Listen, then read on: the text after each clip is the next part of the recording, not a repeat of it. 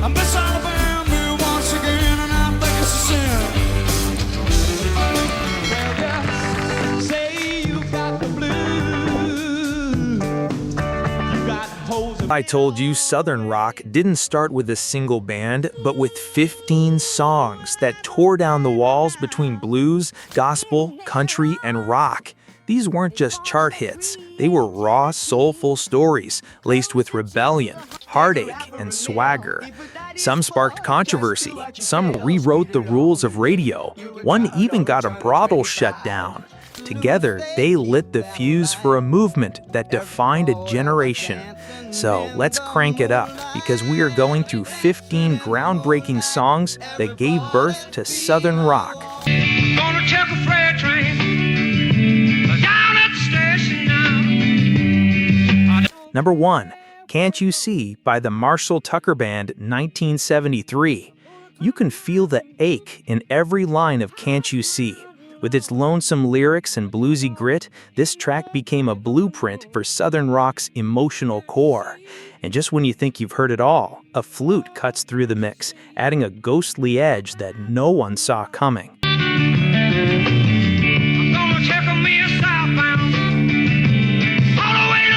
The song originally stalled on the charts at number 108, but a live version released in 1977 gave it new life, eventually climbing into the top 100.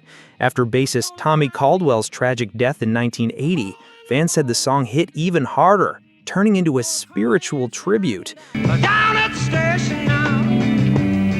I don't care where it goes. And here's a fun twist. The band got their name from a blind piano tuner, Marshall Tucker, whose name was on a key to their rehearsal space, even though they never actually met him. Now let's swing from heartache to something that makes you want to dance down a dirt road. And she says that you're to blame. Yeah, gotta keep on smiling. Number 2, Keep On Smilin' by Wet Willie, 1974. Wet Willie didn't try to sound tough, they let the music do the talking. Keep On Smilin' brought gospel flavor, R&B rhythm, and swampy southern soul into one irresistible package. The message? Life throws punches, but smile through it anyway.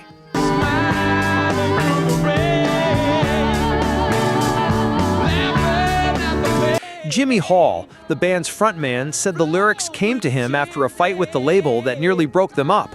Instead, this song saved them and shot to number 10 on the Billboard charts.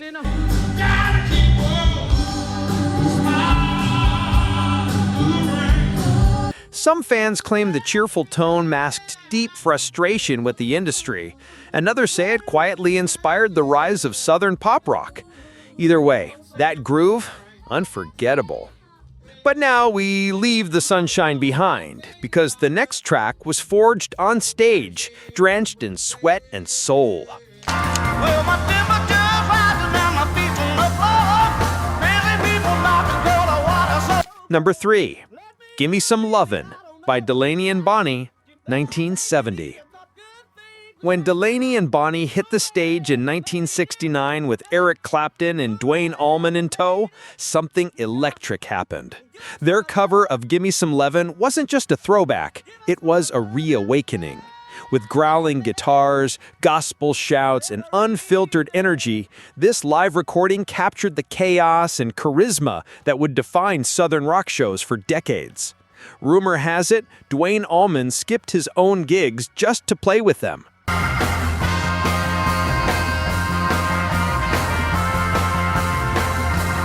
And Clapton later called that tour the most fun I ever had with the guitar. Critics dubbed them Southern rock's first unofficial supergroup, and the album, recorded in a single take, set the gold standard for what a jam could sound like. It wasn't perfect, it wasn't polished, but it was real and unforgettable. That rawness, it found its soul in the next band, who turned pain into poetry. Grit.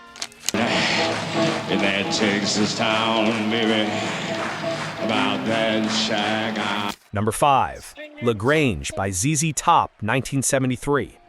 Dirty, dusty, and dangerously catchy, Grange oozed Texas swagger. That hypnotic riff? So good it sparked a lawsuit from John Lee Hooker's estate for sounding too much like Boogie Chillin'. And the song's backstory? Almost every night. But now I might be. It's about a real-life brothel in Grange, Texas, the Chicken Ranch, so infamous it inspired a Broadway play and a movie. Some say the track's popularity helped shut the place down. Billy Gibbons reportedly recorded his vocals in a single take, whiskey in one hand, cigar in the other. Talking about. I just let me know if you want to go. This wasn't just a song, it was a smirk set to music. It peaked at number 41 on the Billboard Hot 100, but its influence reached far beyond the charts. Now, let's put down the whiskey and pick up a little hope, because the next track showed Southern rock could shine with soul. People, can you feel it? Love is everywhere. Number 6, Revival, Love is Everywhere by the Allman Brothers Band, 1970.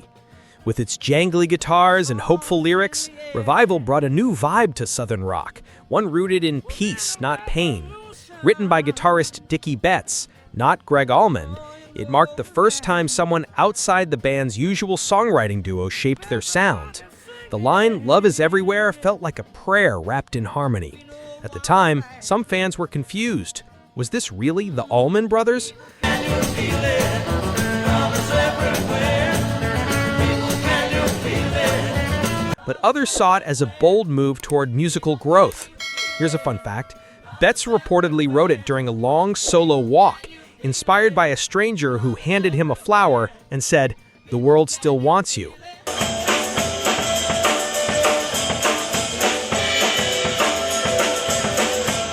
It only hit number 92 on the charts, but its spiritual message helped the band reach a wider audience and added a new layer to what Southern rock could be. But if Revival offered healing, our next song grabbed a microphone and set it on fire.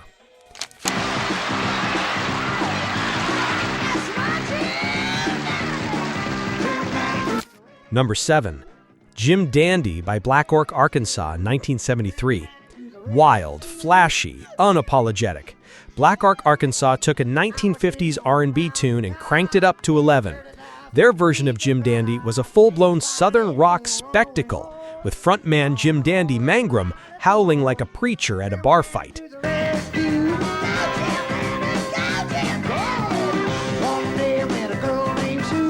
Legend has it, he chose his stage name just so he could outshine Elvis in leather.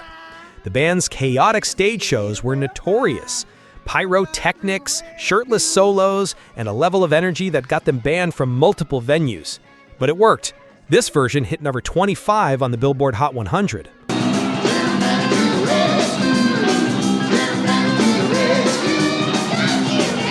Fun fact, David Lee Roth once said Mangrum was his biggest inspiration.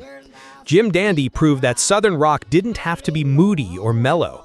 It could be wild, theatrical, and larger than life. And when it came to rallying the whole South behind a beat, no one did it like this next legend. People down in Georgia come from near and far to hear Richard Bates picking on that red guitar. Number 8, The South's Gonna Do It Again by Charlie Daniels Band, 1974. This wasn't just a song, it was a roll call. Charlie Daniels name-dropped everyone from Marshall Tucker to Lynyrd Skynyrd in a single breath, turning The South's Gonna Do It Again into an unofficial anthem for the genre.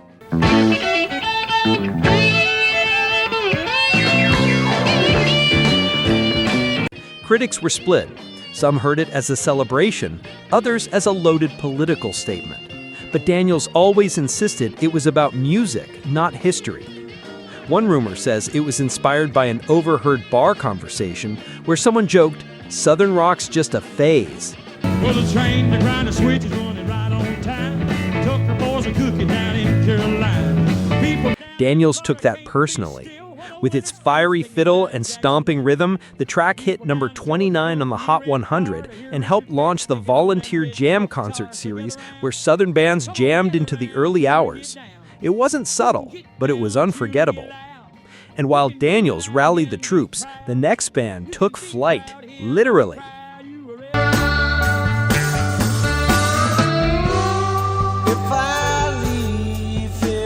Number 9. Freebird by Lynyrd Skynyrd, 1973. What starts as a slow ballad becomes one of the soaring guitar solos in rock history. Freebird was Skynyrd's magnum opus, a song about leaving, longing, and flying free. The iconic piano intro? Rumor has it came from a roadie fooling around at soundcheck. If I stay with you now. And that legendary guitar solo, over 4 minutes long, was never played the same way twice. Ronnie Van Zant once said, "It wasn't meant to be a hit, it was meant to say goodbye."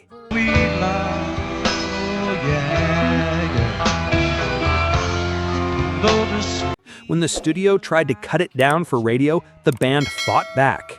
The full version still climbed to number 19 on the charts and became a concert staple. To this day, fans shout "Freebird" at random gigs, hoping someone will answer with fire. But while Freebird soared above the clouds, the next track dug into the dirt and stood its ground. Number 10, Sweet Home Alabama by Lynyrd Skynyrd, 1974. Sharp, defiant, and drenched in Southern pride, Sweet Home Alabama wasn't just a rebuttal to Neil Young's Southern Man, it was a rallying cry. Ironically, Ronnie Van Zant and Neil Young were friends, and Van Zant wore a Neil Young shirt on stage more than once. But the lyrics sparked controversy, especially the line about Governor George Wallace, leading to endless debate over the song's true intent. Ed King claimed he wrote the riff in his sleep and recorded it in a single take the next day. Big wheels keep on turning. Carry me home. Here's a wild tidbit. The producers added female backup vocals without telling the band, and they loved it so much they kept them in. The track hit number 8 on the Billboard Hot 100 and has echoed through bars, rallies, and tailgate parties ever since. Now we leave Alabama behind and step into a jam so epic it earned a place alongside Zeppelin's biggest anthems. Number 11, Green Grass and High Tides by the Outlaws, 1975. This wasn't just a song, it was a journey.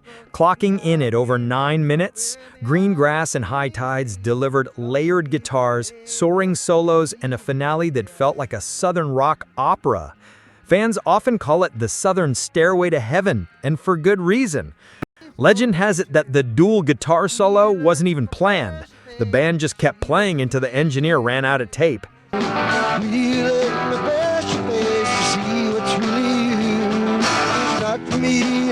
The song never charted high, but it became a cult favorite on FM radio and at biker rallies. There's even a rumor that it was used as the final boss track in the video game Rock Band because it was so brutally hard to play live. But if this one was High Tide, the next hit came crashing in like a rock and roll hurricane.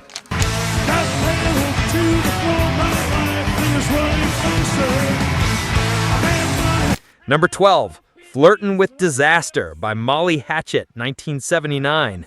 With a galloping rhythm and vocals that felt like gravel in a hurricane, Flirtin' with Disaster took Southern rock into the danger zone.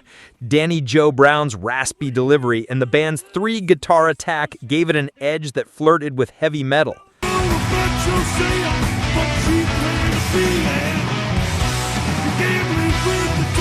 The lyrics, pure outlaw energy. Brown reportedly wrote the song while dealing with epilepsy, channeling his fear of the unknown into something fearless.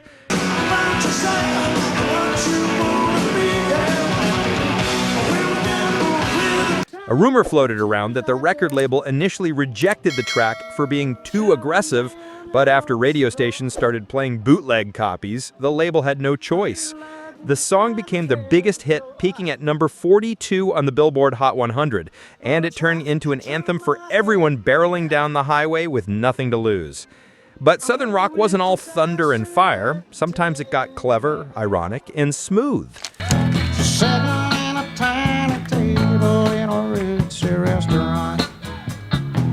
Number 13, Third Rate Romance by Amazing Rhythm Aces, 1975. Rye, smooth, and soaked in irony, Third Rate Romance offered something different. With its country soul groove and laid-back charm, it told the story of a casual motel fling with a wink instead of a growl. There's no need to talk about it. Russell Smith reportedly wrote the lyrics on a napkin while people watching at a diner in Mississippi. And get this, the band thought it was too lightweight to record, but it became their breakout hit, peaking at number 14 on the Billboard Hot 100.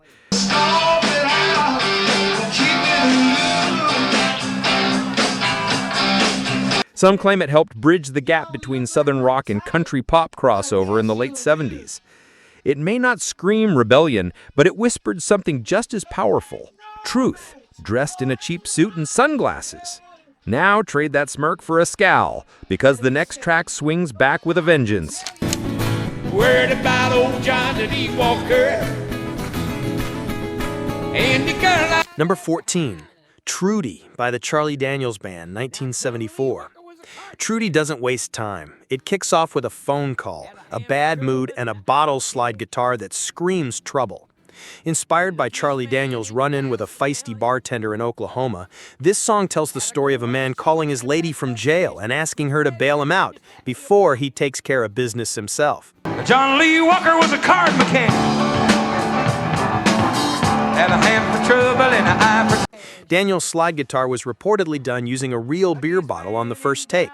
Rumor has it, during live shows, fans would shout Trudy at random points just to hear the band erupt into it. While never a huge chart hit, Trudy carved a permanent spot in Southern rock's outlaw legacy. And finally, we reach the rainbow at the end of this wild Southern storm. I rode in town today. Number 15, Searching for a Rainbow by the Marshall Tucker Band, 1975. Spiritual, sprawling, and steeped in Southern mythology, Searching for a Rainbow blended acoustic folk with electric soul. Toy Caldwell reportedly wrote it after getting lost during a solo fishing trip in the Appalachian woods. And if the wind ever shows me where to go. Some say the rainbow in the title symbolized the spirit of Dwayne Allman watching over the Southern rock movement. The song was recorded in one take, with the thunderstorm outside the studio rumbling through the final mix.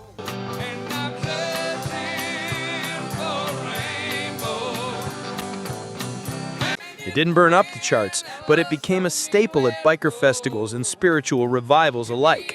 And when the band played it live, you could hear the crowd sing the chorus like it was gospel. So these 15 songs didn't just shape a genre, they defined a spirit. Southern rock was never one thing. It was pain and joy, gospel and grit, bar fights and Sunday mornings.